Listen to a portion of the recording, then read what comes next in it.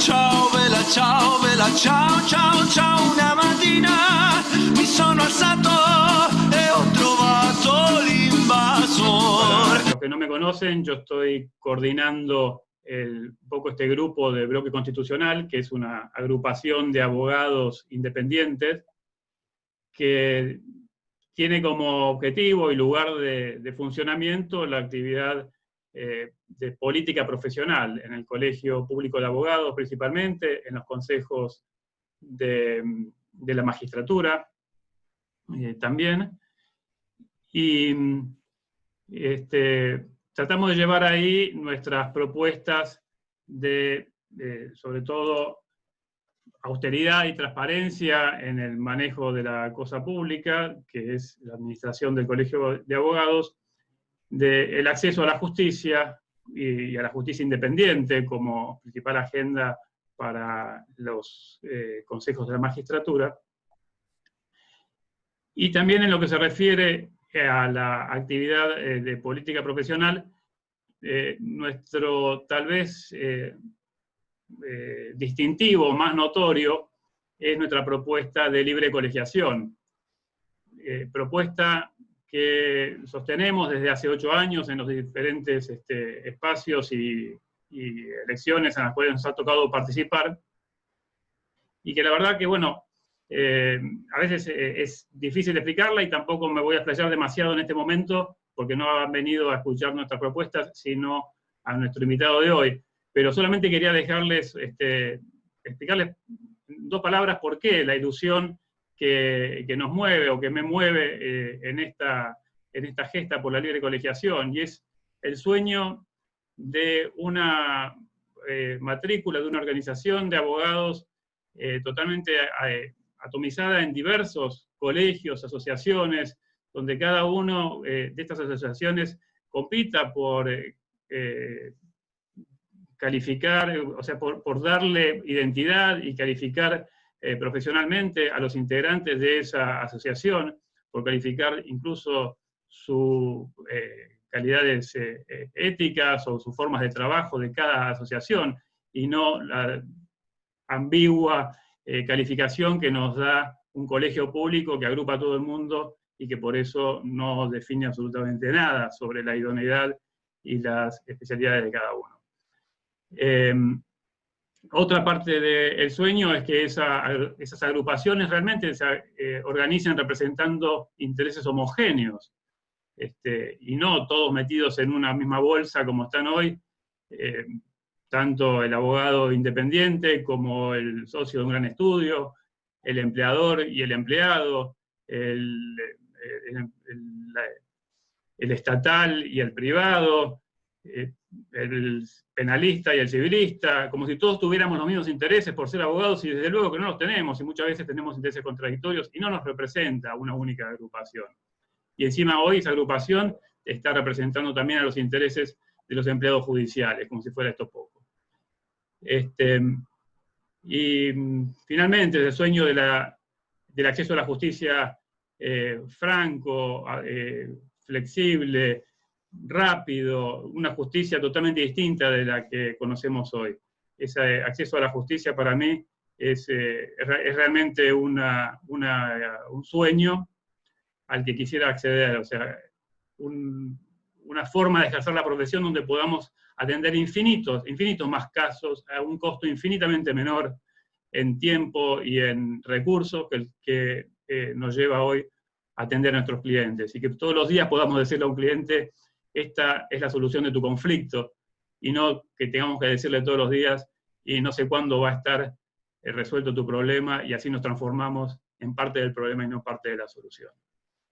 En fin, esto es lo que nos mueve, esto es lo que nos agrupa, pero hoy tenemos la enorme alegría y generosidad de contar con la participación del doctor Daniel Vítolo, que lo va a presentar y va a dirigir la charla Roxana, así que los dejo con Roxana Barzán-Giacomo, una colega también integrante de nuestra agrupación. Bueno, es para mí un gran placer llevar a cabo la presentación del doctor Daniel Vítolo, quien nos honra hoy con su presencia. Haré una muy breve reseña, ya que todos lo conocemos por su fructífera y ejemplar trayectoria profesional. Profesor titular de Derecho Comercial desde hace muchos años, director del Departamento de Derecho Económico Empresarial de la Facultad de Derecho, asimismo elegido como uno de los 100 juristas convocado por la comisión redactora designada por decreto 191/2011 para redactar el nuevo Código Civil y Comercial de la Nación, profesor de grado, de posgrado de varias universidades, autor de más de 70 libros y muchos artículos también de su especialidad. Colabora en centros de estudios y de capacitación para profesionales y empresarios, y también, como si esto fuera poco, candidato a decano de la Facultad de Derecho de la Ciudad de Buenos Aires por facultad activa. Extraordinaria trayectoria, experiencia y vocación que nos honra hoy con su visita. Doctor, lo escuchamos. Bueno, muy buenas tardes a todos, a todas los que se han acercado aquí a Bloque Constitucional. En primer lugar, quiero agradecerle a Bloque Constitucional la invitación. Para mí siempre es un placer participar de las reuniones y de este movimiento de difusión de ideas jurídicas y de debate, y básicamente también de reflexión, de mirar lo que está ocurriendo en el ámbito jurídico y saber que el derecho es parte de nuestra vida. Y me convocaron hoy para compartir esta tarde con ustedes un rato sobre algunos episodios jurídicos que están ocurriendo y que tienen una enorme trascendencia. Y especialmente hoy vamos a encarar un poco el análisis de lo ocurrido con la intervención presidencial, la ocupación temporaria anormal de una sociedad y un proyecto de ley expropiatorio de una empresa privada, de una persona jurídica que es un sujeto de derecho, que está en la actividad privada y sobre la cual hoy el Estado Nacional, a través del Poder Ejecutivo, interfiere en su vida y en su estructura jurídica y en su patrimonio, anunciando que es un acto preparatorio o conducente a llevar adelante una expropiación de la sociedad, de sus bienes. No lo sabemos bien porque en realidad las normas dictadas y las propuestas son bastante confusas. Me pareció que lo primero que teníamos que hacer, porque cuando Ricardo me dice, bueno, viene un grupo de abogados muy diverso, con distintas especialidades, con distintos conocimientos, que se desenvuelven en distintas áreas del derecho, yo digo, vamos a tratar de hacer una charla, una introducción, porque lo más fructífero me parece a mí van a ser las preguntas o el eventual debate, es explicar un poquito qué es lo que ha ocurrido. Lo primero que tenemos que saber es que la expropiación es una institución de derecho público que lo que hace es transferir coactivamente la propiedad privada de un sujeto al Estado, mediante el pago de una indemnización que va a tener que hacer frente un ente de la administración pública que tenga patrimonio propio. O también puede expropiarse un bien para que sea explotado por el propio Estado o por otro tercero. Pero esta expropiación o este acto realizado por el Estado tiene dos características. La primera es una transferencia de carácter coactivo, es decir, y esto lo hace una institución característica de derecho público, no puede ser asimilado a la compraventa, porque el Estado no está comprando nada, le está obligando a transferir, es coactivo.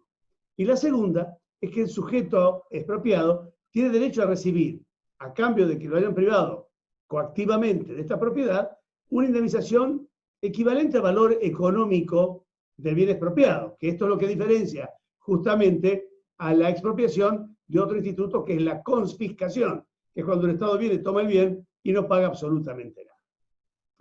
La Constitución Nacional, el artículo 17, todos lo conocemos, dice que la propiedad es inviolable y que nadie, ningún habitante de la nación puede ser privado de esta propiedad si no hay una sentencia fundada en ley. Pero la misma norma nos dice, bueno, pero cuidado, que puede haber un caso excepcional, que es la expropiación, cuando haya una causa de utilidad pública. Pero para que esto ocurra, primero, tiene que ser calificada por ley esta utilidad pública. No cualquier funcionario puede decir que esto es de utilidad pública. Y aparte, hay que indemnizar previamente. No es cuestión de tomar el bien, llevárselo por parte del Estado y no pagar o pagar cualquier día. hay que pagar previamente, y esta es una exigencia de carácter constitucional. La expropiación es un instituto que entre nosotros de tiempos inmemoriales.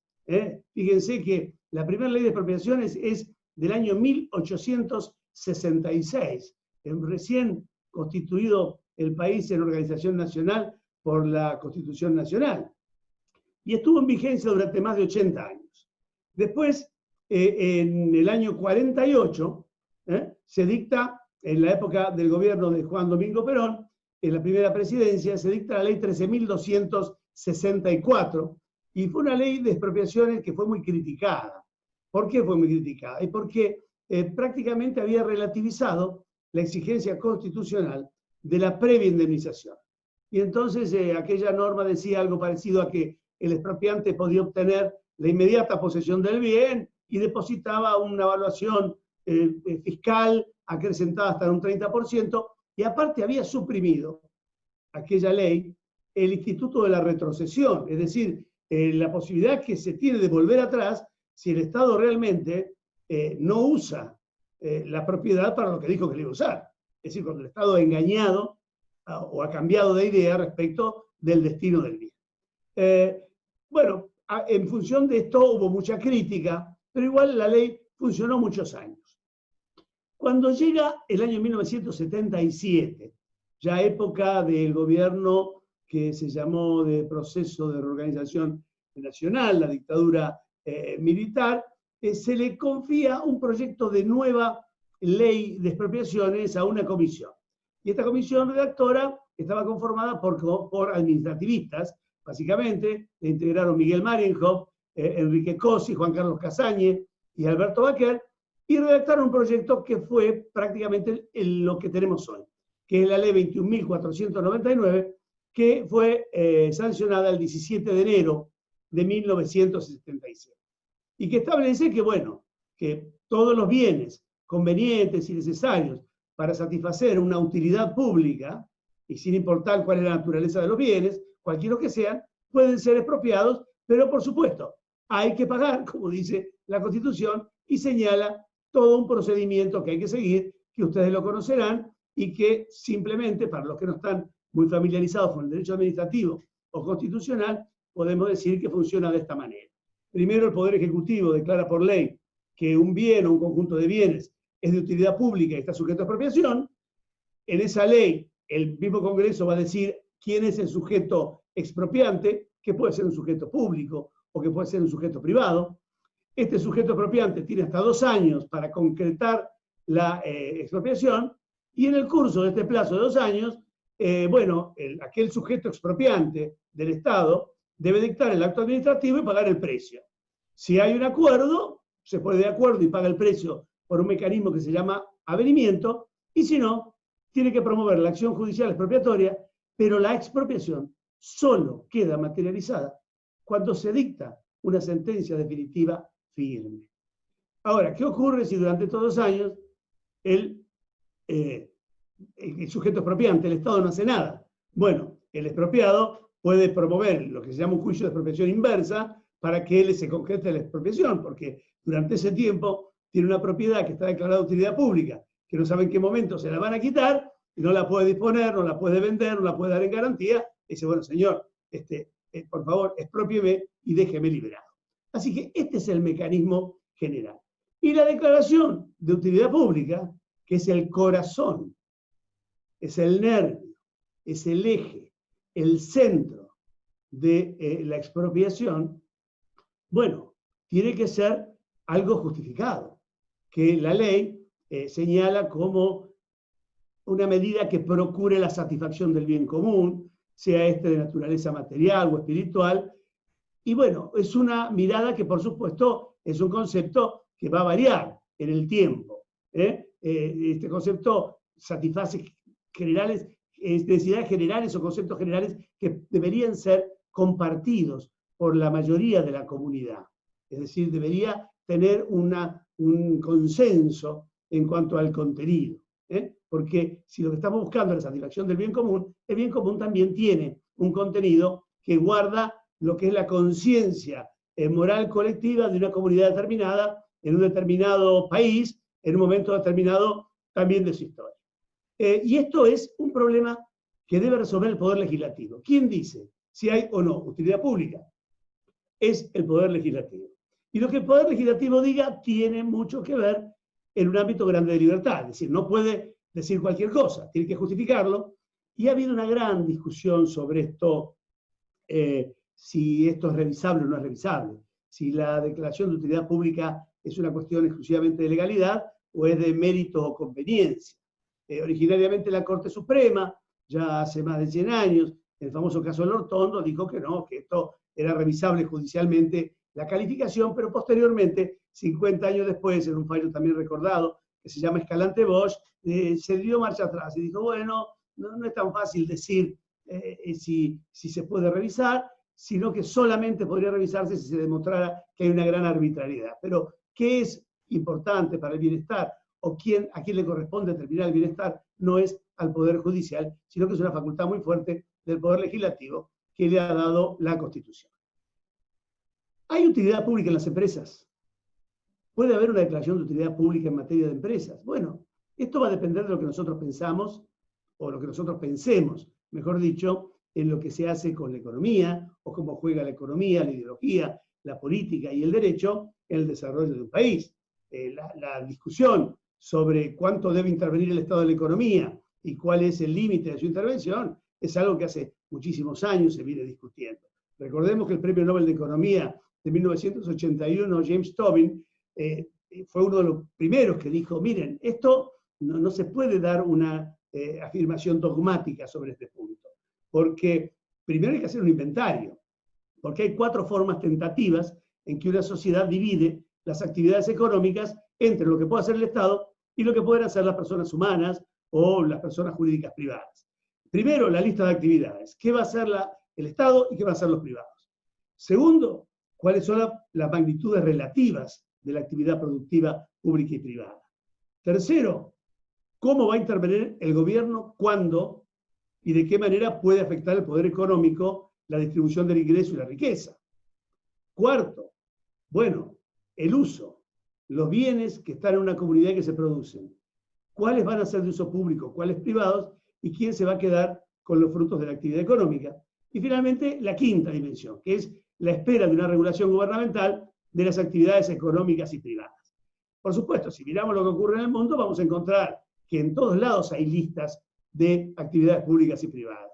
Por supuesto, la lista pública va a ser más corta en los Estados Unidos y en el Reino Unido que en Cuba o en Venezuela. Pero, sin embargo, países que son considerados baluartes de la iniciativa privada, Francia, Suiza, Alemania, poseen importantes actividades en manos del Estado. Transporte, comunicaciones, energía, cultura, y tienen una fuerte intervención. Pero, más allá de lo que se pueda pensar, si vamos a la historia de la República Argentina, recordarán ustedes que durante las primeras 4 décadas del siglo pasado, la Argentina tenía una mirada, un sesgo de poca intervención del Estado en la economía y de mucha libertad en materia empresaria. A partir de la 4ª década, entre la 4ª y la 7ª, empresas que eran de carácter privado o pertenecientes al capital extranjero fueron nacionalizadas. Y después, en la década del 90, pendularmente, nos dimos vuelta. Empresas que habían sido nacionalizadas se desnacionalizaron o se privatizaron. Y cuando llega el siglo XXI, vuelve el péndulo a correr. Y entonces son muchas las sociedades y compañías que de un modo u otro fueron nacionalizadas o estatizadas por mecanismos diversos. Podemos recordar en el año 2003 el Correo Argentino, en el año 2006 Aguas Argentinas, en el año 2007 Talleres Navales de Arsena Norte. Después vino el 2008, Aerolíneas Argentinas, Austral y las empresas vinculadas. Después, en el año 2010, la Fábrica Argentina de Aviones. En el año 2012 tuvimos la nacionalización de YPF. En el 2013, Belgrano Cargas y Logísticas. Y en el 2012 también, me olvidé decirlo, era el famoso tema de Compañía de Valores Sudamericana, que era la dueña de Chicone Calcográfica, ¿se acuerdan? Y frente a todas estas estatizaciones, se formularon cuestionamientos por parte de la sociedad, de los economistas, de los políticos, y también desde el punto de vista de la crítica de los juristas. Sobre todo porque en los últimos casos, en el caso de Aerolíneas Argentinas, en el caso de YPF y en el caso de Compañía de Valores Sudamericana, dueña de Chicone Calcográfica, se utilizó el instituto de la expropiación. Pero además de haber expropiado empresas, se crearon una cantidad de empresas públicas que hoy están agrupadas, según señala un artículo periodístico de investigación de hace pocos días, en 42 grupos económicos. ¿Cómo se ha justificado hacer esto? Bueno, en el caso de Líneas Argentinas, por ejemplo, la calificación de utilidad pública estaba vinculada con el hecho de proteger el mantenimiento de servicios públicos esenciales. Y entre estos servicios públicos esenciales se mencionaba el transporte aerocomercial. Y entonces, por eso se expropió el paquete accionario de control de Aerolíneas, Austral, Optar, que era la sociedad que tenía turismo, Jetpack, que era la que hacía el transporte de paquetes, y Aerohandling, que era una sociedad que manejaba servicios de apoyo para la aeronavegación. Y lo que decía es, aquí lo que se pretende, y la utilidad pública está en garantizar el servicio público de transporte aerocomercial de pasajeros, de correo y de carga. En el caso de YPF, se utilizó otro argumento. Ya no era un tema de servicio público, sino que se introduce un tema de la soberanía calificada. Es decir, cuando se decide y se promueve y luego se decide la expropiación de YPF, lo que se dice es, aquí la utilidad pública está dado en que nosotros necesitamos de estos instrumentos para asegurar la soberanía hidrocarburífera de la República Argentina. Entonces nos preguntamos todos, bueno, ¿qué es la soberanía hidrocarburífera de la República Argentina? Y la propia ley de expropiación y el decreto de intervención dicen, bueno, mire, hay que entender como soberanía hidrocarburífera de la República Argentina el interés público, nacional y objetivo prioritario que tiene la República para lograr el autoabastecimiento de hidrocarburos y la explotación, exploración, industrialización, transporte, comercialización de todo tipo de hidrocarburos para garantizar el desarrollo económico con equidad social, la creación de empleo, el incremento de la competitividad de los diversos sectores económicos y el crecimiento equitativo sustentable de las provincias y las regiones. Bueno, si querían que le explicaran algo sobre la soberanía hidrocarburífera, el concepto es tan vasto que puede encontrar cualquier cosa. Cuando se expropia la Compañía de Valores Sudamericana, ex Chicone Calcográfica, no se dice nada. Se declara utilidad pública y sujeta a expropiación, pero no se dice por qué. Y tampoco se señala en el decreto de intervención los motivos. Pero se utiliza algo que vuelve a utilizarse con Vicentino hoy, que era el fin de asegurar la continuidad de las actividades de la empresa y la preservación de sus activos y de su patrimonio. Pero bueno, si ese es el tema de utilidad pública, hay 100.000 empresas en Argentina que están complicadas, casi en estado de cesación de pagos, y están muy mal, y la verdad que asegurar la continuidad de las actividades y la preservación de los activos y de los patrimonios sería de utilidad pública tomar todas las empresas, como se hizo en aquel momento con Chicone. Pero, bueno, hasta aquí la historia. ¿Qué hace el presidente de la República? Bueno, el presidente de la República trae, hace unos días, una propuesta que yo llamo confusa, porque con todo respeto no se entiende, porque dice, bueno, mire, voy a expropiar a una empresa cerealera por la relativa importancia que tiene el comercio nacional e internacional de granos y que tiene domicilio en jurisdicción de la provincia de Santa Fe. Y para ello lo voy a hacer de esta manera. No lo dice, por supuesto, pero se puede leer en el decreto y el proyecto de ley, que dice, voy a usar un sistema mixto entre lo que hice con YPF y lo que hice con Chicone. Digo lo que hice porque el gobierno, o digamos el color político, la ideología política, la mirada sobre el país, la economía, las finanzas y el sistema de convivencia social de este tiempo es igual o está con las mismas personas, las mismas caras, o digamos los mismos equipos, que aquellos que determinaron la expropiación de YPF y de Chicone Calcográfica. Y esto no es un juicio de valor sobre si son buenos o malos, si actúan bien o mal. Lo que digo es que es el mismo equipo haciendo cosas similares, es decir, como es natural en la gente que difícilmente cambia radicalmente en lo que piensa o en lo que hace. De la primera, de YPF, ¿qué tomó el presidente? Tomó la idea de la soberanía. Dijo, bueno, allá tengo una soberanía hidrocarburífera, y funcionó porque esto movilizó emocionalmente a la gente. Y bueno, ahora ¿qué tengo que hacer? Tengo que buscar otra soberanía. ¿Y cuál es? Y bueno, finalmente dijo, la soberanía alimentaria. Esto es la mesa de los argentinos, aquello era la energía, esto es la mesa y el camino. Lo que pasa es que si tomaba el modelo de YPF completo, la situación era compleja, porque se iba a quedar de socios de los Vicentín. O cuando digo los Vicentín, no hablo de una familia ni nada, sino de los accionistas, mejor dicho, de Vicentín, ¿no es cierto? Entonces dijo, no, me tengo que quedar con todo, si quiero realmente tomar esta soberanía y no tener conflicto con otros accionistas.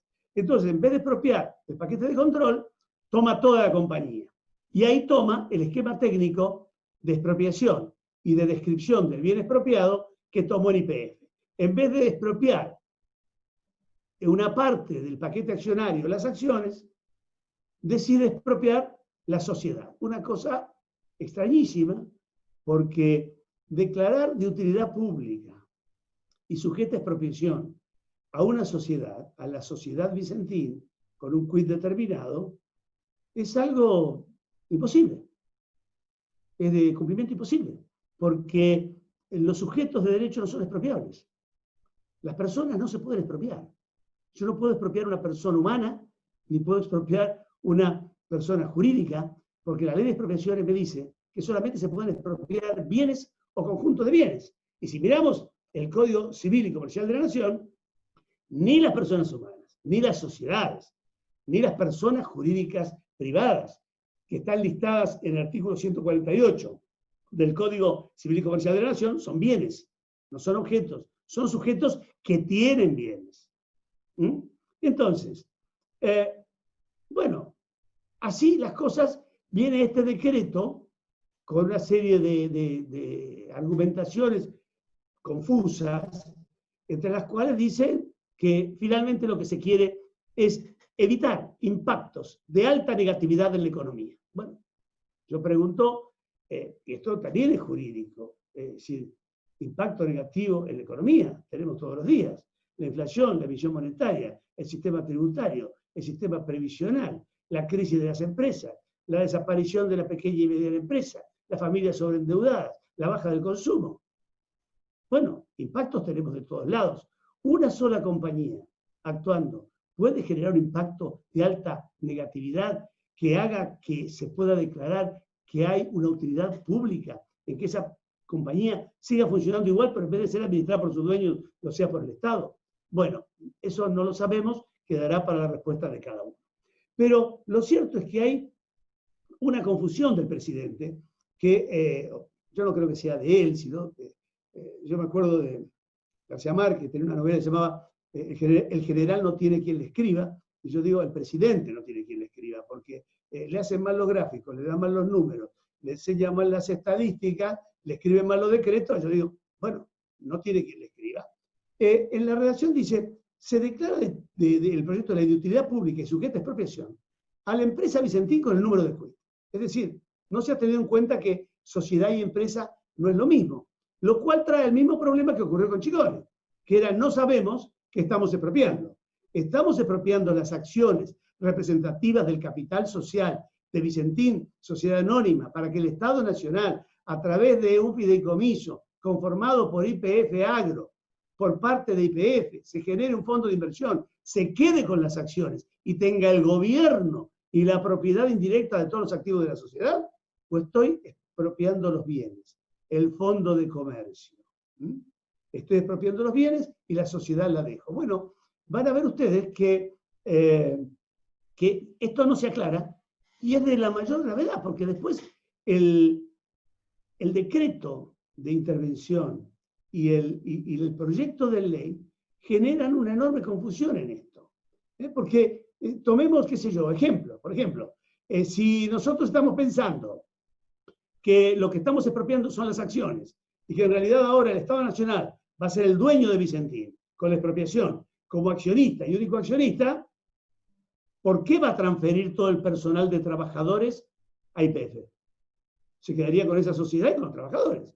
Parecería que sí. Transfiere todos los trabajadores y los cambia de empleador para que sigan haciendo lo mismo en los mismos lugares, es porque no se va a quedar con la sociedad, sino que se va a quedar con los bienes. Segundo, ¿por qué va a generar este fondo fiduciario de YPF a través de YPF Agro para generar después un fideicomiso? ¿Por qué directamente, si se va a quedar con las acciones, no coloca las acciones en un fideicomiso donde YPF Agro sea el fiduciario y las administre simplemente sin ningún otro convenio con otras empresas? En tercer lugar, si realmente lo que va a hacer es quedarse con la sociedad porque se queda con las acciones, ¿cómo es que quiere en un proyecto de ley compensar el precio de la expropiación con la deuda que la sociedad tiene con el Banco Nación y con la AFIP? Si lo que está expropiando son las acciones, le tiene que pagar a los accionistas. Y los accionistas no le deben nada al Banco Nación ni le deben a la AFIP, sino que el deudor es la sociedad. No puede compensar el precio de expropiación contra créditos que tienen contra una sociedad que es un tercero distinto de los accionistas. Finalmente, si es verdad que se va a quedar con las acciones y va a ser el único accionista de la sociedad, porque el proyecto de ley dice que una vez que se efectúe y se cumpla con la expropiación, va a tener que abrir la Comisión Nacional de Valores para convocar una asamblea. Si la sociedad Vicentín va a dejar de ser una sociedad que cotiza, va a tener un único accionista que es el Estado, y bueno, el interventor judicial, el interventor presidencial convocará a la asamblea, o se autoconvocará el Estado como único accionista. No tiene nada que hacer la Comisión de Valores. Por otra parte, si en realidad esta sociedad tiene cotizantes y expropia las acciones, también está expropiando las acciones de personas que no son ni de la familia Vicentín y que están vinculados con la organización. Entonces, parecería que esto no funciona así de esta manera. Todos dicen, me quedo con la compañía, pero parece que no. Entonces dicen, bueno, evítalo, entiéndalo, mire, es verdad, el presidente se equivocó, no tiene que le escriba, y en realidad lo que van a hacer es, van a expropiar la empresa. Vicentín va a quedar como una cajera vacía, y se van a llevar los bienes, los pasivos, y como el nuevo dueño va a organizar lo que quiere. Va a poner el personal en YPF, con todo el bagaje de historia, de contingencias laborales, manteniendo antigüedades, sueldos y todo, los empleados felices, frente a una sociedad en dificultades, que los hagan empleados de una sociedad del Estado, donde no lo van a echar, van a seguir cobrando. ¿Sí?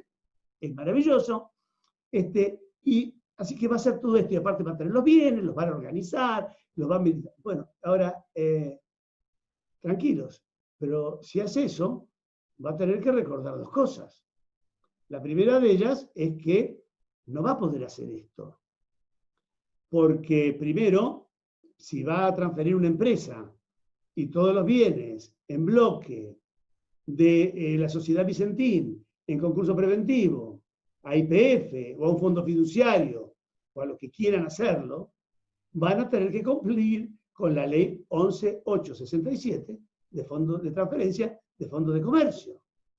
Pero como dijo el otro día en una discusión que tuvimos en televisión con un abogado santafesino, bueno, esto es la Constitución, no le importa la ley de quiebra ni le importa, bueno, mire, al abogado santafesino no le importará nada de esto, pero a la ley le importa, porque no lo puede hacer. De hecho, por eso, si quieren evitar la utilización de la ley de transferencia de fondos de comercio, que va a poner una serie de limitaciones a hacer lo que quieran, deberían colocar el proyecto de ley que se exceptúa, en este caso, el régimen de la ley de transferencia de fondos de comercio, que es lo que hizo el Banco Central cuando modificó la ley de entidades financieras para permitir de las entidades liquidadas que pudieran transferir determinadas carteras sin tener que cumplir con esto.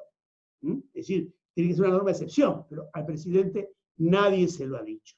Va a tener que publicar edictos, va a tener, y aparte el Tribunal de Tasaciones no va a poder colocar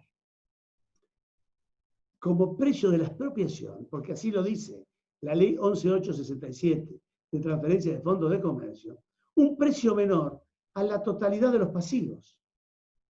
Con lo cual, finalmente, el precio va a ser enorme, porque la sociedad en concurso preventivo está negociando un acuerdo con los acreedores en el periodo de exclusividad para conseguir una quita, para pagar menos, Y por el otro lado, estamos obligando al Estado que le pague a los accionistas un valor pleno por la totalidad de los pasivos. Esto no se entiende y yo no sé quién ha pensado en esta estructura o si se dieron cuenta que esto es así.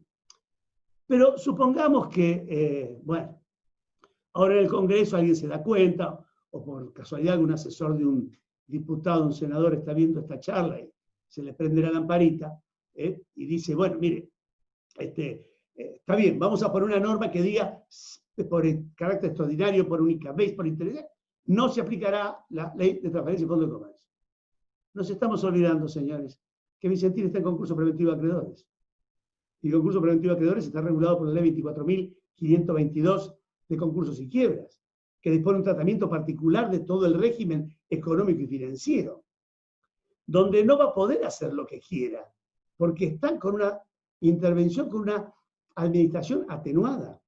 Y el hecho que el presidente decida disponer por su propia voluntad, sin ninguna norma jurídica que lo respalde, ni que lo legitime, una intervención presidencial en una sociedad privada, este interventor, que va a tener las facultades, según dice el decreto de intervención, como lo dijo en Chicone, va a tener,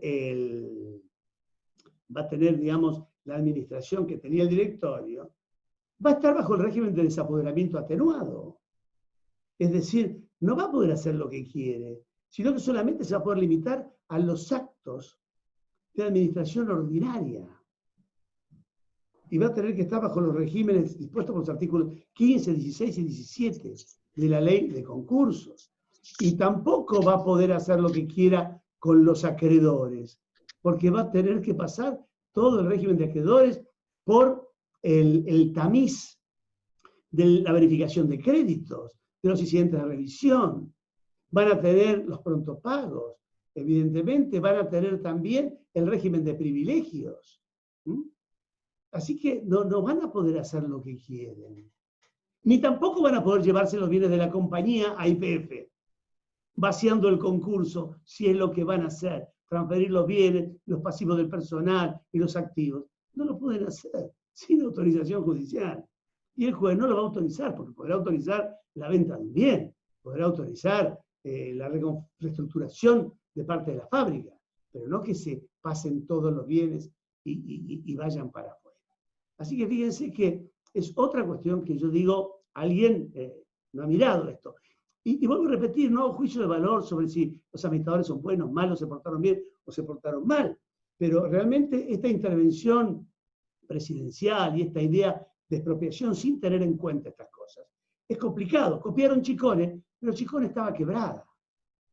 Aquí la compañía está en concurso. Los administradores siguen con este principio concursal que se denomina debtor in possession, es decir, que el administrador continúa y el deudor continúa en la posesión de los bienes administrados. Entonces, a ver, para concretar un poco esta cuestión y dejar ya más el tema abierto a lo que pueden ser preguntas o inquietudes. El presidente de la República no puede intervenir en una empresa privada. Yo lo lamento mucho, la gente dice que sí, algunos dicen que puede todo, no puede. La intervención de empresas privadas, la ley la tiene sumamente restringida. La intervención de empresas privadas está en la ley de sociedades para que lo pueda hacer un juez. Es decir, cuando hay peligro, cuando los administradores no cumplen la ley, cometen actos que ponen en peligro, abusan las facultades y demás, bueno, los accionistas están legitimados para pedir esto. Aún si estuviera el concurso, pero tiene que ser el accionista. El presidente no es accionista, el Estado no es accionista, ¿no? Y tendrían que ir al juez societario, con competencia en lo comercial, y societario en la jurisdicción del domicilio de la sociedad, y pedir la intervención acreditando todo, es decir, el acto, el peligro en la demora, el carácter de accionista. Hay discusión incluso en la jurisprudencia y en la doctrina si esto también lo puede hacer un acreedor y si el síndico está legitimado para hacerlo. Es muy restrictivo esto. La segunda intervención es la que establece el juez frente a una situación concursal cuando los administradores han violado el régimen de administración atenuada, es decir, cuando han excedido el giro ordinario de los negocios o han dispuesto de bienes registrables y demás. Bueno, en esos casos, lo que se hace, el juez puede disponer una veeduría, una coadministración, una intervención y hasta puede remover a los administradores naturales y colocar un interventor judicial por una orden del juez, que aparte es recurrible para tener una segunda instancia. ¿Quién recurre? ¿Cuál es la segunda instancia de la intervención presidencial? Hay una segunda instancia de intervención judicial societaria, la hay en la intervención concursal. La tercera intervención que hay es la intervención penal, ya lo vimos en Hoy Combustibles, el artículo 305 del Código Penal. Si hay calificación, una investigación sobre el delito de lavado de dinero o legitimación de activos provenientes de actividades delictivas, el 305, que refiere a los artículos anteriores, 303, 304, dice que el juez puede intervenir en la administración de los bienes. Esto fue lo que pasó en el combustible judicial. Y tampoco el problema alimentario de mercado puede justificar la intervención del presidente, porque la ley de abastecimiento 2680, si no recuerdo mal el número, permite la intervención de mercaderías, de bienes, nunca de sujetos. Así que no vemos cuál es este derecho. Alguien de ustedes va a decir, bueno, Víctor, no es así, porque usted lee una parte nada más que del decreto.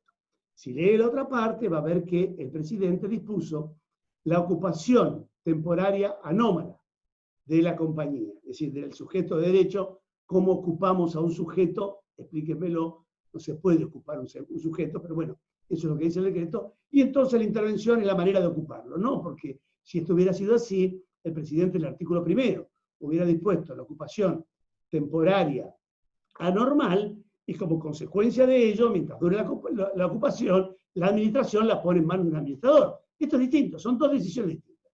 Primero interviene y después decreta la ocupación. Con lo cual tampoco sabemos si la intervención tiene que ver con la ocupación o no. Y aparte, justifican esto en que van a expropiar. Y lo curioso de la situación es que si se estudia la ley de expropiaciones y se estudia la historia por el cual cómo llega ese artículo en este título 11, si no recuerdo mal, de la ley que habla de la ocupación temporaria, se van a dar cuenta que es justamente la anormal, no necesita que se expropie, ni siquiera necesita la declaración de utilidad pública, porque lo cierto es que se ocupa para devolver, no se ocupa para seguir. A diferencia de lo que ocurre con la ocupación temporaria, ordinaria o normal, que se ocupa para mientras se lleva adelante el proceso expropiatorio, yo voy a expropiar algo, y bueno, no voy a esperar a que termine todo el juicio para empezar la obra. Ocupo, remunero, es remunerada esa ocupación, y necesito antes la declaración de utilidad pública, y se justifica porque va a ser expropiado. Pero la anómala no necesita ninguna declaración de utilidad pública, porque el destino no es expropiar, sino utilizar y devolver, en función de una gran necesidad, de una urgencia, de una utilidad pública, no de calificación para la expropiación, sino en una necesidad pública extrema. Esta idea de la ocupación temporaria anómala la trae Marienhof.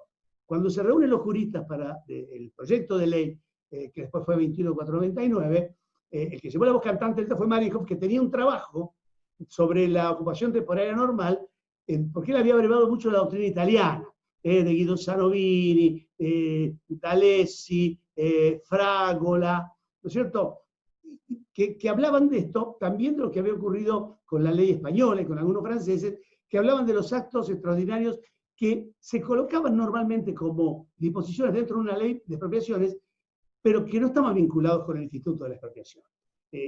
Marienhof siempre mostraba y decía, bueno, es el caso, por ejemplo, de una persona que hay que llevar a un enfermo al hospital que está moribundo, y bueno, una persona que va circulando con el auto, el Estado, la policía o la autoridad administrativa, y le dice, señor, bájese, toman el auto, llevan al enfermo y después le devuelven el auto. O necesitan, para llegar a una obra y para hacer una cantera, o porque hay inundación o una tragedia, atravesar un campo. Y para que lleguen los camiones y puedan pasar los bomberos y demás, hay que talar los árboles, romper todo, hacer un camino. Una ocupación temporal extraordinaria no se paga, pero después se indemnizan los daños causados o lo que se dejó de percibir y lo que no pudo utilizar el bien. No es el caso porque aquí nadie aparentemente piensa devolver esto. Así que ninguno de los ejemplos de la ocupación temporal anómala califica para un caso como este. La otra curiosidad es esta. ¿Por qué un decreto de necesidad de urgencia? ¿Qué es lo que el presidente está haciendo que debió hacer el Congreso? La ocupación temporaria anómala es un acto ordinario de la administración pública. Lo dice la ley. La autoridad administrativa lo puede decretar, no necesita una ley. No necesita que intervenga el Congreso, no rinde cuentas al Congreso, ni necesita declaración de utilidad pública. Ni tampoco tiene que prometer expropiar. Vengo, ocupo y devuelvo. Lo podría haber hecho. No, es un decreto de necesidad de urgencia porque interviene la compañía. No, porque el decreto de necesidad de urgencia es cuando el presidente asume funciones legislativas porque no puede intervenir el Congreso porque está en receso. Y no, porque el Congreso tampoco podría sacar una ley de la nación interviniendo una persona privada. Podría quizás sacar una ley diciendo que el Poder Ejecutivo podrá intervenir, pero no la sacó ni está propuesta. Con lo cual, podría modificar la ley de sociedades y decir, bueno, artículo 113, el juez o el presidente de la República, o el Poder Ejecutivo, o la Inspección General de Justicia, que tampoco tienen esa función. Tienen que ir al juez a pedirlo para que lo hagan. Entonces, tampoco se entiende ese decreto de necesidad y urgencia. Y para la tercera cosa, que es mandar al Congreso un proyecto de ley de expropiación, también es una facultad ordinaria. ¿Por qué un decreto de necesidad y urgencia? Entonces, todo esto llama mucho la atención y más allá de lo que se pueda pensar o se pueda decir respecto de esto, que cada uno tendrá su propia opinión, yo digo, separemos las dos cosas. El problema político, el problema económico, digamos, lo que es una política de Estado, debe intervenir la economía, cuándo, cómo, queremos un Estado empresario, es bueno el Estado empresario, es malo, no lo sé. Pero esto cada uno dará su propia opinión, yo tengo la mía, pero parece que este no es el ámbito para discutir esto, porque en esto yo no puedo darles algo más de lo que ustedes tienen, es decir, no les puedo dar un valor agregado. Sí me parece que podemos dar un valor agregado desde el punto de vista jurídico. En síntesis, el decreto de necesidad de urgencia 522 del 2020 y el proyecto de ley remitido al Congreso tienen errores jurídicos gravísimos. En cuanto a las facultades, en cuanto a la legitimidad, en cuanto a la forma de redacción, en cuanto a la identificación de los bienes sujetos a expropiación por declaración de utilidad pública, que no sabemos cuáles son, y al mecanismo por el cual se va a llevar adelante la expropiación, que tampoco lo sabemos. ¿Qué se va a llevar y qué no se va a llevar? Yo pregunto a los acreedores de YPF, ¿qué dirían hoy? Que le van a cargar a YPF, que ya está en una dificultad económica y financiera muy grande, un pasivo de 2.000 o 4.000, no sabemos, porque en los considerandos del decreto, saben ustedes, se mencionan los 2.000 empleados directos de Vicentín, pero que hay otras empresas con miles de empleados también. ¿Qué van a pasar todos? Con todo su pasivo, con su antigüedad, con sus contingencias laborales, de accidente, de lo que fuera, pasan todos. Y los acreedores dicen, pero ¿a título de qué? Yo, acreedor de YPF, veo disminuido mi garantía. Los tenedores de bonos que tienen créditos, los proveedores, los que dan el crédito. ¿Cómo impacta esto en el balance de YPF? Porque a YPF no pasan los activos. Los activos van a un fondo fiduciario. Los trabajadores, frac, afuera, se los carga todo YPF y los activos no se los cargan YPF. Entonces, ¿qué vamos a hacer con esto? Bueno, miren, no sé, veremos. Acá hay que trabajar. Yo creo que este decreto está mal hecho y tiene vicios muy grandes. ¿Alguien lo va a resistir? No lo sé. Esta mañana aparentemente estuvo reunido el CEO de Vicentín con el presidente y parece que la cosa va bien, entró el administrador. Van a preservar el patrimonio. Una persona sola llega una mañana, ingresa a una oficina que es con 2.000 o 4.000 empleados entre las empresas controladas, que tiene un giro monumental, que debe tener más de 1.000, tiene miles de contratos y demás, y él solo va a preservar todo el patrimonio por 60 días.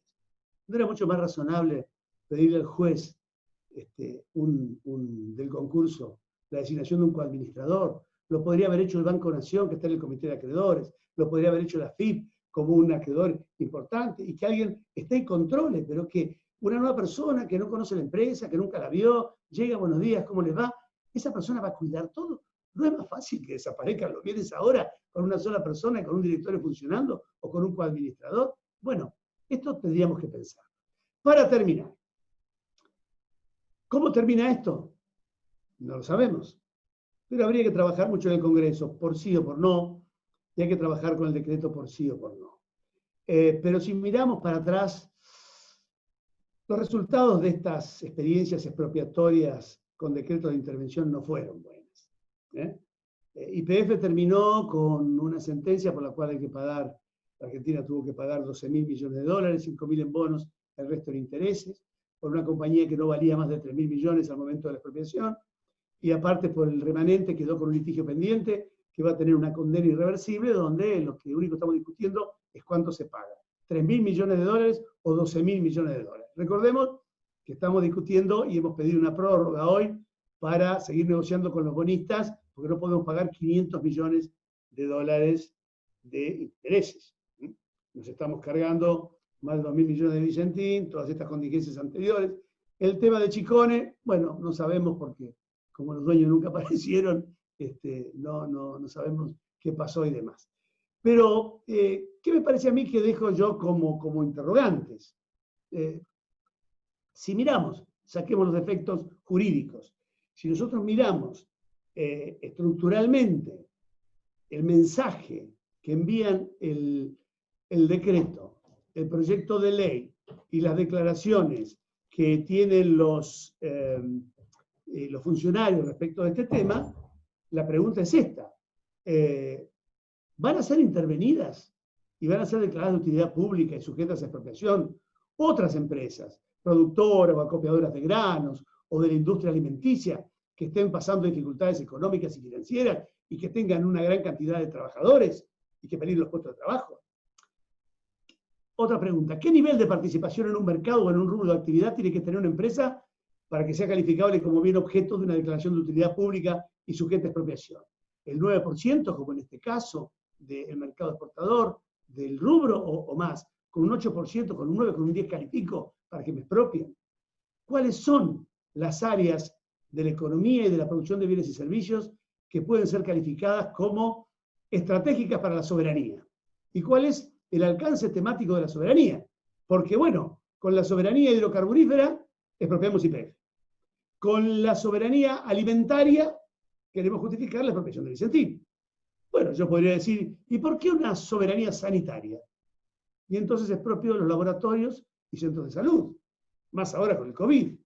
¿Y por qué no una soberanía educativa para preservar los valores íncitos culturales de nuestra nación? Y entonces expropio institutos de enseñanza o universidades. ¿O por qué no una soberanía habitacional para permitir el cumplimiento de los grandes objetivos del país? Y entonces expropio inmuebles. ¿O por qué no una soberanía productiva? Y entonces expropio empresas, productores de bienes y servicios. O por ejemplo, una soberanía informativa para que todos tengamos la verdad y expropiemos los medios de comunicación. O por ejemplo, una soberanía cultural y expropiamos teatros, cines, editoriales. Bueno, yo no tengo la respuesta. Lo único que puedo decirles esta tarde es que a las preguntas que nos hemos formulado, las respuestas las tendrá solamente el futuro, inmediato por el que tenemos que transitar. Gracias por escucharme y bueno, y por su paciencia, y quedo abierto ahora a preguntas, a inquietudes, a lo que me quieran decir. Bueno, muchas gracias, doctor, por su exposición. Acá tenemos algunas preguntas que paso a leer. En vez de expropiar, ¿no era mejor adquirir la empresa a través del salvataje? Bueno, podría haber sido, pero el salvataje tenía que esperar que terminara el periodo de exclusividad, que no se llegara a un acuerdo, que tampoco sabemos por qué, porque a lo mejor la compañía llegaba a un acuerdo, porque estaba quizá muy complicada económicamente o financieramente, pero a lo mejor tenía la posibilidad de un acuerdo. Yo no sé si no podía llegar a un acuerdo, no conozco el expediente para decirlo, pero estaba transitando el periodo de exclusividad y tenía que esperar. pero el salvataje hubiera sido una oportunidad, por ejemplo. Otra pregunta. ¿Quién quedaría legitimado frente a la intervención a formular impugnaciones y observaciones a los pedidos de verificación? ¿Quedaría Vicentín o el Estado Nacional? No, va a quedar Vicentín. Vicentín sigue en concurso preventivo. La diferencia es que ahora el directorio completo es el señor Delgado. Entonces dará nuevos poderes, o instruirá a los abogados, y serán los que van a intervenir en el proceso. Pero fíjense, otra cosa increíble. Si realmente esto es así, y el Estado Nacional ocupa esto temporariamente, en forma normal, por 60 días, y si siguieron y van a seguir el modelo de Chicone y el IPF, va a haber decretos que prorrogan esto. Se prorrogan, en todos los casos se prorrogó. Se va a dar una cosa muy particular. Si lo que están expropiando es la empresa y no la sociedad, la negociación con el Estado la va a tener que llevar el administrador de Vicentín, que es un funcionario del Estado, que va a negociar porque el precio de la expropiación de los bienes de la sociedad que la administra con su empleador y con aquel sujeto que es el Estado de quien él es funcionario público. Recordemos, decreto 1278 del 12 y la reforma del decreto del año 15, que dice que estos interventores y directores del Estado en empresas privadas son funcionarios públicos y que reciben órdenes de quienes son los que tienen que pagar la indemnización.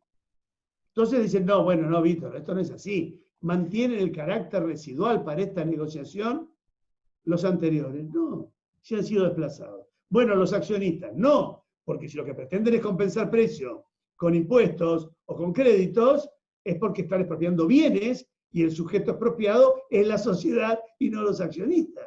Así que esto, todo mal. Yo digo, y vuelvo a repetir, a lo mejor es una buena idea expropiar Vicentín, pero por favor háganlo bien, si se puede hacer bien. ¿Por qué hacer mal lo que se puede hacer bien?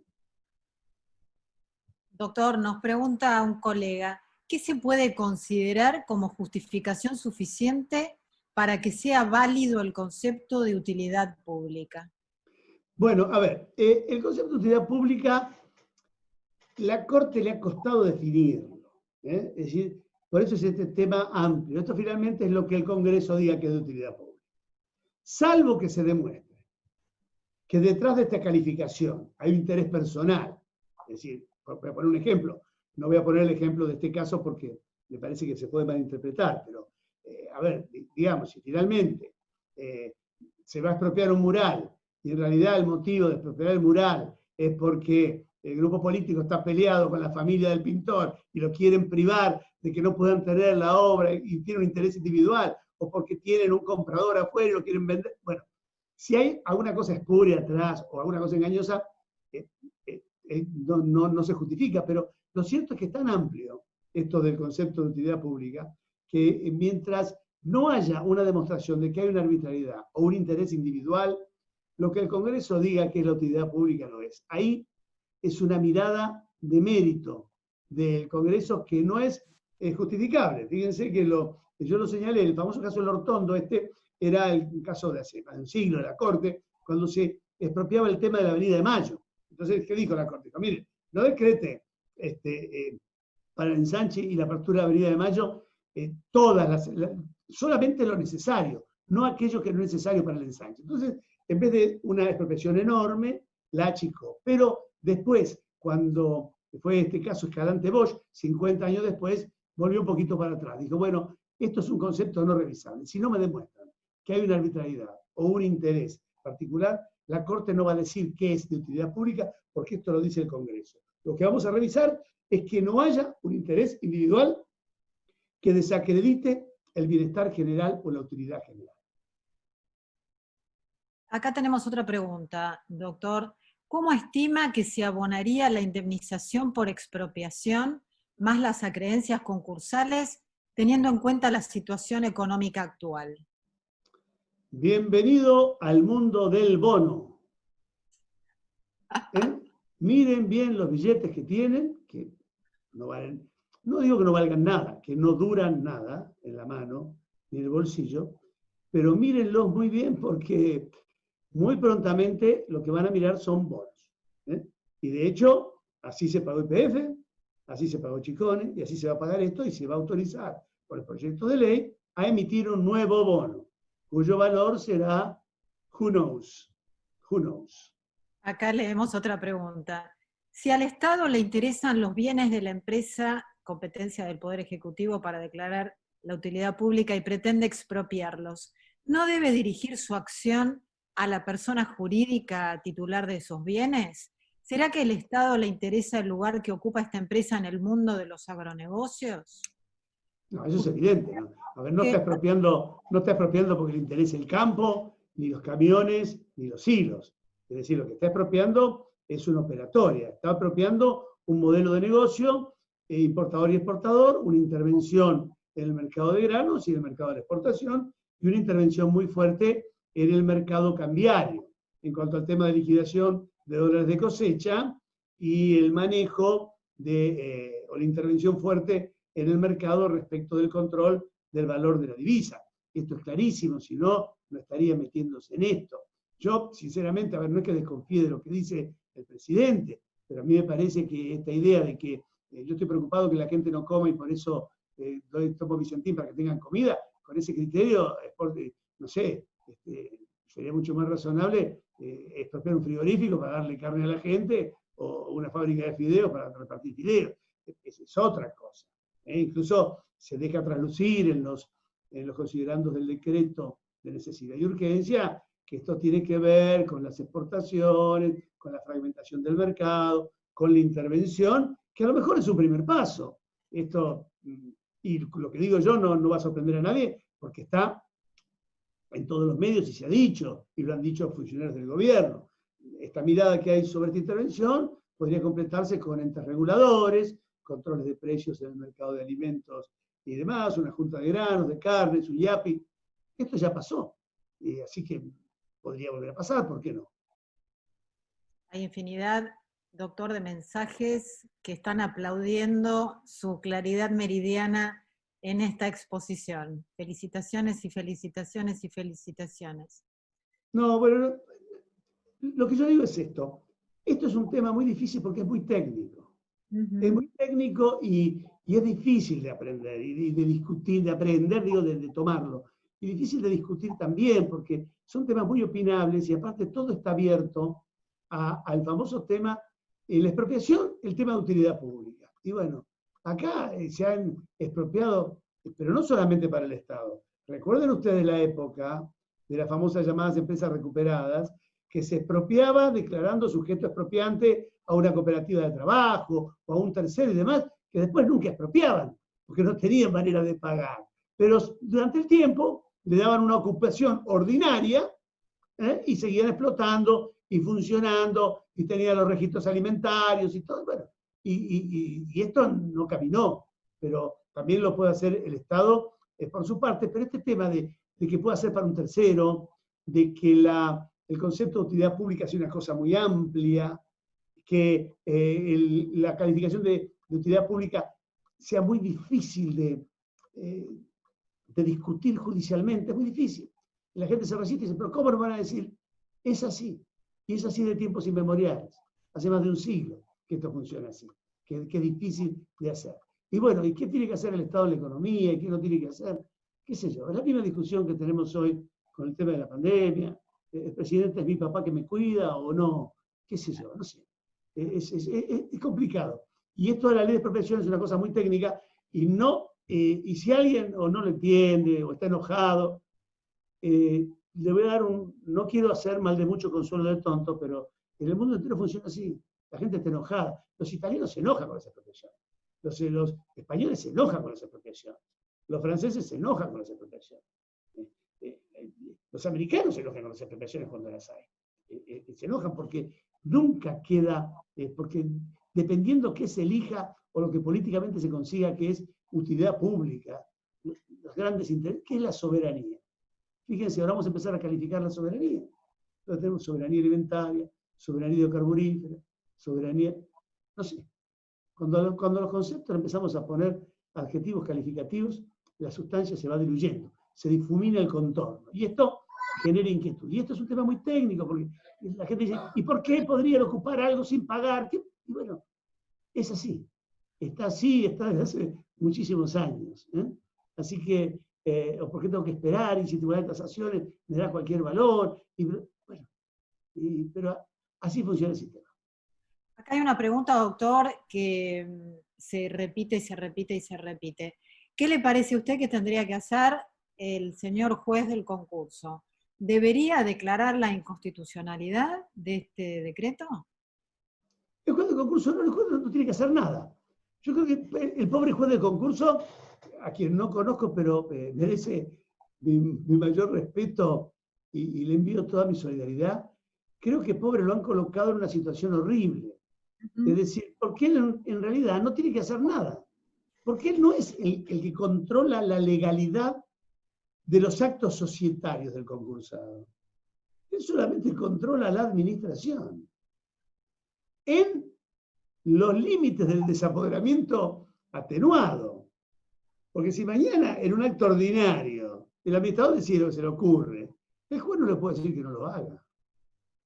Si no es un acto extraordinario del giro, si no está disponiendo de bienes registrables, si no se está grabando, ni está transfiriendo un fondo de comercio, ni nada, el juez no tiene nada que decirle, se lo tienen que decir los accionistas, porque los órganos siguen funcionando. Y entonces cuando viene un presidente y decreta una intervención presidencial, porque las intervenciones sí tienen calificativo.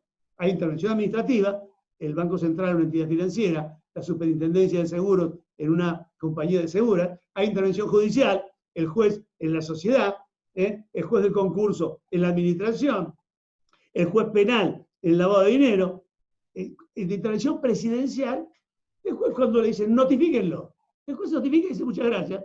Entonces cuando vaya el presidente anterior y diga buenos días, vengo en nombre de la sociedad, el juez le va a decir no, mire, lamento mucho, me acaban de notificar que el nuevo representante legal, porque eso dice el decreto, administra y representa, es el señor Delgado. Yo solo hablo con el señor Delgado y dice, bueno, señor juez, haga algo. Yo no tengo nada que hacer. Vaya usted y pide un amparo, impugne el decreto. Yo no tengo nada que hacer con esto. No es su tema ni su lucha. ¿No es cierto? Él no tiene nada que decir de esto. Y eso es lo curioso del decreto del presidente Fernández, que lo designa, él designa a la persona que él quiere de su confianza, un acto de príncipe, es decir, yo a mi amigo o a mi persona de confianza o a quien creo, lo pongo y lo designo sin ninguna facultad y sin ningún poder para hacerlo. Interventor de una sociedad y desplazo a todo un directorio. Una locura. Y le digo, y cuando termine de trabajar y hacer lo que tiene que hacer, vaya y ríndale cuentas al juez. Cuando este señor Delgado le vaya a rendir cuentas al juez, el juez lo que le va a decir es, muchas gracias, desglósese, y tiren al tacho el informe. No tenés nada que rendirme cuentas a mí, porque yo no te nombré, yo no te di ninguna encomienda, ni me tenés que rendir cuentas, porque tampoco los administradores naturales rinden cuenta al juez de lo que hicieron. Rinden cuenta cuando se portan mal y el juez los llama para que le digan qué hicieron. Que esta es la otra cosa que también se confunden. Cuando copian Chicone, nadie les avisó que Chicone estaba quebrada y que esto está en concurso.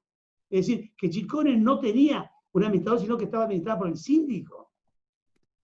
Y que estos son los administradores naturales y que están violando el derecho de propiedad de los administradores y de propiedad de los accionistas. A mí, desde el punto de vista jurídico, esto es gravísimo. Olvidémonos si está bien que el Estado se quede con Vicentín. Yo eso lo voy a discutir. Está todo mal hecho. Bueno, acá tenemos algunas manos levantadas. Ricardo, ¿vos las ves? Ricardo. Sí, acá tengo Emanuel Nájel, no sé si está, le activo el audio. Sí, estoy. Dale. ¿Qué tal? Buenas tardes, doctor Vítolo. ¿Qué tal? ¿Cómo estás, Emanuel? Es un placer, abogado por la UNL. La verdad que hay bastantes incongruencias según lo que usted preguntaba, lo que usted presentaba, ¿no? Si el vaciamiento no se puede dar porque depende de la autorización del concurso, evidentemente la acción está direccionada a expropiar las acciones, y es evidente que el gobierno lo que ha querido es expropiar las acciones en conjunto.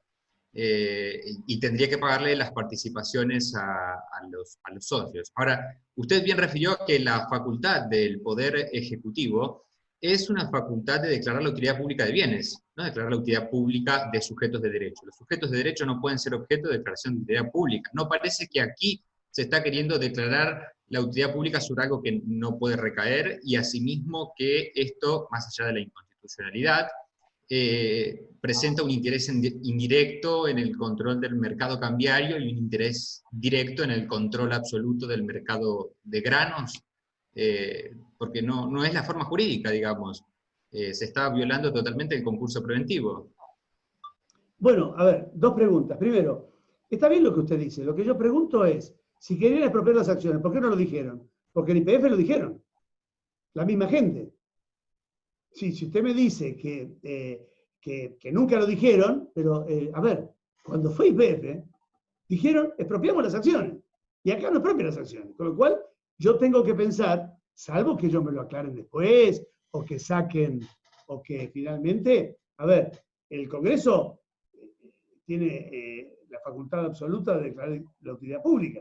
Es decir, mañana podría el presidente decirle, declare la utilidad pública de la sociedad, y el Congreso decir, bueno, no, por petición, declaro modificar el proyecto de ley y decir, declaro utilidad pública las acciones representativas del capital social de Vicentín. Pero lo tienen que decir.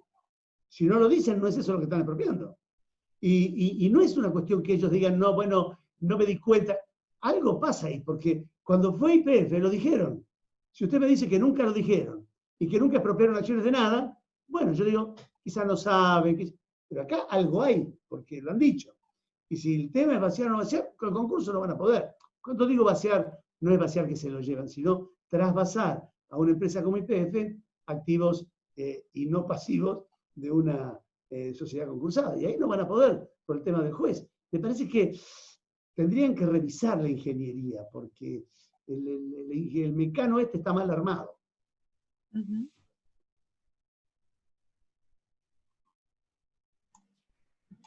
¿Querés que siga yo, Roxana, dándole la palabra a los que levantaron la mano, si no los ves? Dale, y vamos terminando, me parece, ¿no? Bueno, Viviana también a ver si quiere reactivar su audio. No sé, Viviana, si está escuchando, si quiere reactivar el audio. No sabía si era yo. ¿A mí se refieren? Sí, sí. Ah, bueno, me parece que vi otros Vivianas. No, yo en realidad expresé una opinión que consideraba de que es una directa decisión para violar todas las normas. No puedo creer que un abogado, el presidente se supone que es abogado, haya incurrido en tantas incongruencias, y la manifiesta voluntad de intervenir en un mercado y obtener dólares, manejar el mercado de serie, como se ha dicho. O sea, no, era más que nada una opinión. El doctor explicó todo clarísimamente. Bueno, muchas gracias. Viviana, le vamos a pedir a los que quieran intervenir si tienen alguna pregunta concreta, si no ya vamos liberando la sala. Pero bueno, el que está como estudio TON, no sé si quiere hacer alguna pregunta.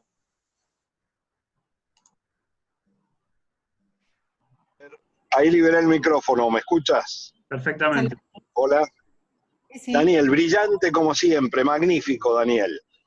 Bueno, Walter es un amigo, no le dan caso. Es un amigo, por eso dice esas cosas. Vino con Una hinchada. pregunta. ¿No vendrá de vuelta la inconstitucionalidad por parte del juez? Que el juez diga que es inconstitucional el DNU. Pero ¿y quién le va? ¿Por qué el juez? Él no es competente para decir que es inconstitucional el DNU. ¿Y si alguien plantea la inconstitucionalidad? Pero el juez no tiene competencia sobre las decisiones societarias que hace la administración de la sociedad. El juez dirige el proceso de concurso, no la vida de la sociedad. Lo que pasa es que también, yo digo, a ver, nosotros con los jueces tenemos un problema, ¿no? Es un tema de amor y odio que nos mueve y con el que estamos. Le pegamos, y cada vez que hay un lío, que venga el juez, que sea el responsable, que nos resuelva. Aparte, ¿cuál? Cualquier juez, el primero que aparezca. No, esto no es así. Esto no es así. El juez no tiene nada que decir, pobre juez, le está metiendo un lío. Ahí le pusieron vi que Barletta, y yo tengo mucha consideración por él, hizo una presentación y el juez le dijo, mire, usted no está legitimado, no es acreedor, y aún si vinieran, el juez tiene que decir, mire, yo no tengo nada que ver con esto es un tema de ustedes. Es decir, ahora, si usted lo que me está diciendo es que este interventor judicial, por acá, bueno, me voy a poner malo, por un minuto, malo en el pensamiento, ¿no? Me voy a poner pícaro, vamos a decir pícaro que mejor. Yo digo, lo que el juez podría hacer, si alguien viene y le dice, mire señor, vino el interventor, se sentó y está haciendo un desastre porque no opera la compañía, dejó caer los cables. Bueno, el juez podría decir, intervengo y desplaza al interventor presidencial por un administrador judicial. También podría mañana el doctor Ercolini, cuando alguien que le dice, no, mire, esto es peligrosísimo, acá hay lavado de dinero, ahí esto una persona sola no puede y demás, el juez Ercolini decir, designo 5 coadministradores judiciales que compartan la administración con el interventor presidencial. Y a lo mejor con el interventor o coadministrador que designe el juez concursal. Fíjense el lío que se armaría ahí, ¿no? Sí. No son ideas, cuento cosas que pueden pasar. Claro. Está la doctora Claudia Datri con la mano levantada también. Y después tengo una preguntita acá para hacer, después que termine. Ahí Vero levanta la mano, no sé. Yo veo un Vero. Pero... Claudia, no sé si... Sí, ahí está. Hola, doctor. ¿Qué tal? ¿Me escuchan? Perfectamente. ¿Qué tal? ¿Cómo le va, doctor? Excelente siempre su exposición. No, yo heredé la quiebra de Compañía Azucarera Tucumana. No sé si conoce el tema. Ah, qué linda herencia. Famosa expropiación del año 70. Sí. Y yo cuando escucho todo esto, me vienen como similitudes, ¿sí? En ese caso también lo que se expropiaron fueron los bienes y quedó una comisión liquidadora que hoy todavía sigue funcionando porque todavía no se determinó 40 y pico años después el valor de los bienes, todavía está discutiéndose en la corte, ¿sí? Y también en ese momento se expropiaron los bienes en una empresa que estaba más o menos en bonis, ¿sí? Y que terminó en quiebra porque el Estado le expropió, en aquel momento era gobierno militar, ¿no? Pero le expropió los bienes y la dejó sin bienes para producir, y generó una compañía estatal que era Compañía Nacional de Azucareros. No sé si usted lo conoce. Sí, perfectamente. Lo que digo es que si esto pasa igual, lamentablemente yo no le voy a poder dar la charla porque dentro de 45 años no voy a estar. Estoy seguro. Bien, nada, es una reflexión. Acá tenemos un colega que tiene la mano levantada, el doctor Ariel Dazo. Doctor.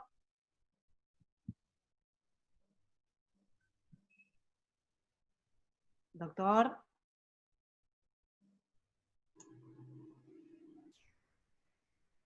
La justicia argentina, ningún problema en la que interviene el Estado ha tenido solución. Así nos va. No es casualidad que estemos al margen del comercio mundial y de las relaciones institucionales mundiales. No es excepcional, ni culpa de este gobierno, de todos, de todos. Todos han actuado siempre, dictaduras y democracias, con una absoluta indiferencia respecto de la prepotencia del Estado. Creo que perdemos el tiempo si pensamos en una solución jurídica. Debiera pensarse en una solución económica. Todavía el silencio de Viceni o de Siones. Uno entra en la duda de si fuera abogado de ellos, ¿qué hacer? Este es el problema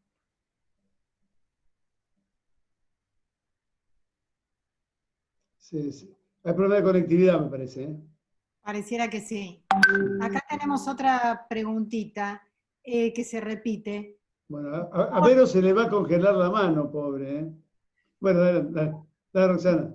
Perdón, dale, dale, Vero, dale. Habilitar el micrófono, Vero. ¿Qué Vero, yo? Sí. Mire, doctor, excelente su charla, me encantó, pero tengo una duda. Si no es el juez del concurso el que está legitimado para decirle al presidente esto es inconstitucional, ¿quién lo puede hacer? O sea, ¿quién le dice al presidente esto no se puede hacer? Bueno, ahí interviene la justicia, ¿cómo se llama? Contencioso administrativa, es un acto del presidente de la República Federal. O sea, El juez federal tiene que hacer un amparo, tiene que poner un decreto. Es decir, el juez del concurso no tiene nada que hacer, porque no es competencia de él. Es lo mismo que mañana el señor diga, mire, venga y defiéndame una herencia que tengo. No tiene nada que ver. Él dice, mire, eso es un tema de ustedes. El juez no tiene que resolver temas internos de la administración de la sociedad. Si mañana la asamblea, se genera una asamblea, por ejemplo, que nula, que cambie el directorio sin intervención del Estado ni nada, no es el juez del concurso el que tiene que decir que la asamblea es nula. Tiene que ir a un juez con competencia societaria, y al que le toque dirá es nula o no es nula, el administrador es el administrador, podrá removerlo o no removerlo por otros temas. Ajá, perfecto, gracias. Pero no sé si, pero Vera, creo que había otra Vero con la mano, ¿no? Perdón, bueno. perdón. Adelante la Vero de la mano, digo. Vamos, Vero. Yo, ¿no? Dale, Vero, sí, vos. Ay, gracias, ¿qué tal? Buenas tardes. Disculpe por ahí no sé si es una burrada o no. Hay un punto que yo como que me quedo parada, que es, no entiendo dónde surge la legitimidad del interventor designado por el Poder Ejecutivo en el concurso. Es como que... Reemplaza la legitimidad que tiene hoy el directorio, de otorgar poderes a los abogados, de llevar adelante la administración de la sociedad y de pedir el peticionar el concurso. Es decir, usted recuerde siempre, Vero, o recordá siempre, Vero, te voy a tutear, que en las decisiones concursales, hasta la más profunda y grave, que es presentarse en concurso, es una competencia ordinaria del órgano de administración. Lo que nosotros llamamos, o la gente llama por conveniencia, la asamblea ratificatoria. No es verdad, la asamblea no ratifica nada. Decide continuar o dejarlo, pero no puede revocar la decisión de presentación en concurso porque es competencia propia del administrador. Y acá es lo mismo. Es decir, se va el directorio y viene este señor. Es decir, hoy, a la mañana o a la tarde, los abogados que llevan el concurso de Vicentín, las personas que están negociando con los acreedores la propuesta, los que están llevando los oficios y demás, tienen que pedirle instrucciones al señor delegado. Pero ¿por qué? Eso es lo que no entiendo. ¿Dónde nace la legitimación del Poder Ejecutivo para que diga, bueno, yo... no tiene ninguna, pero está. Esto es lo esa era la pregunta. Perdón, no tiene ninguna, pero es una cuestión de hecho. Sí, claro. Hoy la policía estaba cuidando la planta, el subinterventor estaba dentro, y ya está. Y ahora los gerentes reciben órdenes de él. Es decir, hasta ayer a la tarde, los cheques, las firmas, todo eso lo hacía el presidente, el director, hoy lo hace el señor delegado. Es muy raro eso, no sé. ¿no? Bueno, sí. Así es. Doctor, una pregunta. Gracias. Una pregunta que se repite mucho. ¿Qué puede peticionar la empresa suiza, Glencore? Glencore no tengo la menor idea, no sé cuál es la relación de Glencore con ellos, pero si es accionista, podría iniciar una acción judicial impugnando el decreto si quiere. Pero aquí el problema es, las relaciones con la sociedad de los acreedores, los empleados y todo sigue igual, por el momento. Lo único que cambia es el interlocutor. La administración está a cargo de un interventor presidencial. Porque este es el nombre que hay que darle. Es decir, cuando la gente dice, bueno, ¿cómo lo llamo? Interventor presidencial. No es un interventor judicial, no es un interventor administrativo. Es un interventor designado por el presidente de la República y es un interventor presidencial en una empresa privada. como lo fueron los de YPF, como lo fueron los de Chicone. iPad de Gabriela, dice ahí, ¿no? Pero si no abrís el micrófono, Gabriela, estamos perdidos. No, tenés que abrir el micrófono, Gabriela. Ahí, ya está, ¿me ahora. escucha? Bien. Ahí está. Buenas tardes, buenas tardes. Entonces, los únicos que pueden hacer algo son los acreedores, nada más. No, puede Son acreedor. los que pueden plantear la inconstitucionalidad, oponerse al pago en bonos. Bueno, eso, perdón, el pago en bonos será un tema que resolverá el concurso, porque el pago en bonos no es a los acreedores. El pago en bonos va a ser a los dueños de los bienes expropiados. Por eso digo que esto es muy complejo, ¿eh? Es una maraña, es un tema muy complejo. Es decir, los acreedores siguen su vida normal, seguirán negociando, formarán las mayorías, darán la conformidad de acuerdo. Si no hay una propuesta presentada, a lo mejor el nuevo administrador cambia la propuesta. No sabemos, porque es facultad de él también. Salvo que la propuesta importe alguna disposición patrimonial o la asunción de obligaciones que son competencias del órgano de gobierno asamblea, el administrador lo puede hacer. Y hoy el administrador es el interventor presidencial. ¿Y para qué hace la intervención, doctor? ¿Qué habría que hacer? ¿Un amparo? Nos pregunta acá Romina. Ah, no lo sé, no lo sé. Depende si usted cree, y aparte, ¿quiénes? Legitimados aquí son, me parece a mí, el directorio, el directorio anterior, el legitimado. Están legitimados los acreedores, no sé si pueden estar legitimados, porque realmente los acreedores no tienen nada que ver con la elección de la administración. El síndico societario, no el síndico del concurso. El síndico del concurso tampoco tiene nada que hacer. El síndico del concurso lo que va a hacer ahora es vigilar al interventor presidencial. Si el interventor presidencial cree que va a hacer cualquier cosa, no. Va a tener la vigilancia del síndico. Y le va a tener que contar y le va a tener que explicar. Y si el síndico le llega a parecer que no está actuando bien el interventor presidencial, se lo puede decir al juez, y el juez lo puede remover. No anulando el decreto, sino decretando la intervención. Y habría un conflicto de poderes, y se armaría un lío bárbaro, y bueno, ahí veremos. Alguien mandó diciendo que el juez está interviniendo, pero bueno, yo eso no lo sé, porque esto, aparte, mientras nosotros estamos conversando aquí en este foro tan agradable del bloque constitucional, afuera están pasando cosas, ¿eh? Hay reuniones, hay, digamos, presiones, hay declaraciones, hay opiniones. Dice, ¿cuál es el camino legal para que el Estado se apropie de Vicentín? Y bueno, ya lo dirigieron, la expropiación. Ahora hay que ver cómo lo hacen, pero ya el camino ya está elegido. Lo que hay ahora es una ocupación, y lo dice el mismo presidente. Estamos ocupando en forma normal. Mal interpretada la ley de expropiación, pero no importa. Acá podemos discutir si está bien o mal hecho. ¿Qué es lo que se quiere hacer? Es claro. Intervenir la compañía hoy, separar a los administradores, por otra parte, llevar una ley al Congreso para expropiar, y expropiar. Y mandar toda la operación de Vicentín a aparentemente, a un fideicomiso donde actúe YPF Agro como fiduciario, aparentemente. Esta es la idea.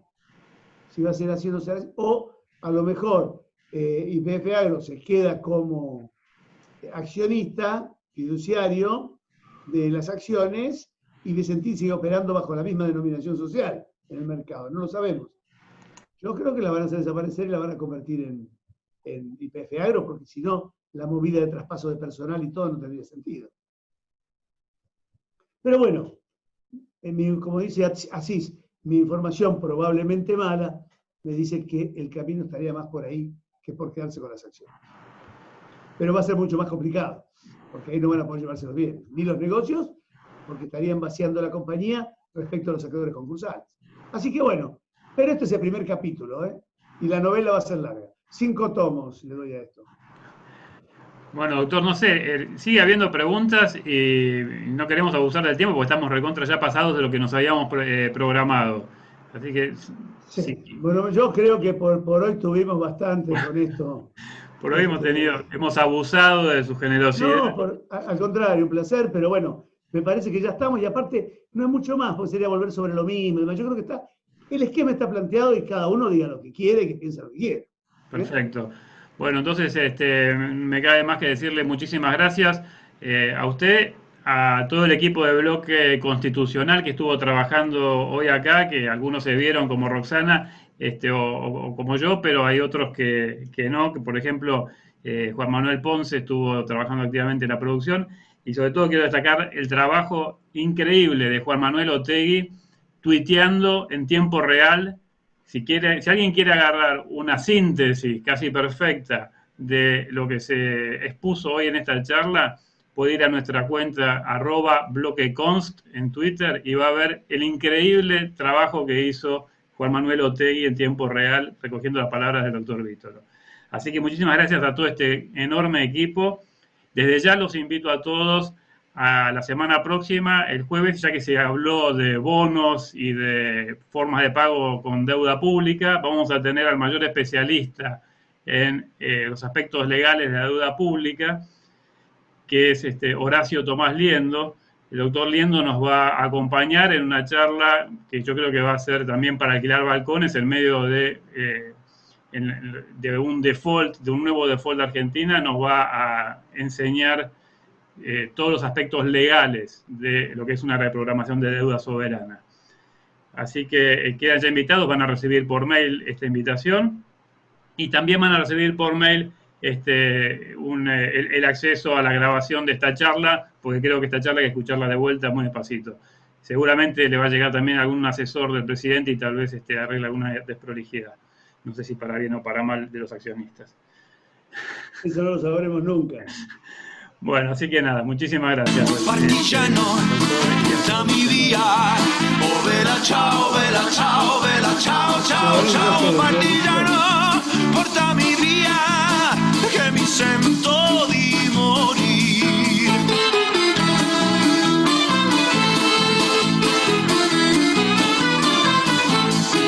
E se io muoio da partigiano, oh, vela ciao, ciao.